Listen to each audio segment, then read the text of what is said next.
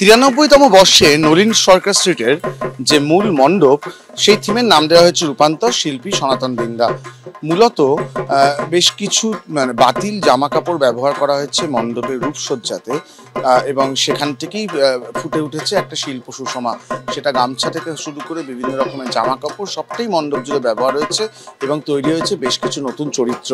কিন্তু মণ্ডপের শেষ প্রান্তে এসে যে প্রতিমা, সেখানেই কিন্তু মানুষ আটকে যাচ্ছেন, কারণ সনাতন দিন্দার বানানো এই প্রতিমা যে মাতৃকল্প রূপ, একটা যে কল্পনার মধ্যে মাতৃরূপ, সেটা কিন্তু মানুষের চোখ টানছে। এবং সব মিলিয়ে এই বছর নলিন সরকার স্ট্রিট যে মণ্ডপ নির্মাণ করেছে, যে প্রতিমা তাদের মানুষের মন জয় করছে, লাল সেই প্রতিমা, তার জন্যই তারা এবছরের অন্যতম সেরা পুজো, মাতৃকল্পের সেরা পুজো নলিন সরকার স্ট্রিট। ফুলের সাজ, ফুলের মুকুট সবটাই কিন্তু মানুষের মন জয় করছে, এবং বিশেষ করে তার সঙ্গে সবটাই কিন্তু তার সন্তানদের অবস্থান থেকে শুরু করে মায়ের সেই রূপ, মায়ের সেই রং, সবটাই মানুষের মন জয় করছে, এবং সেজন্যই মাতৃকল্পে সেরা পুজো নলিন সরকার স্ট্রিট।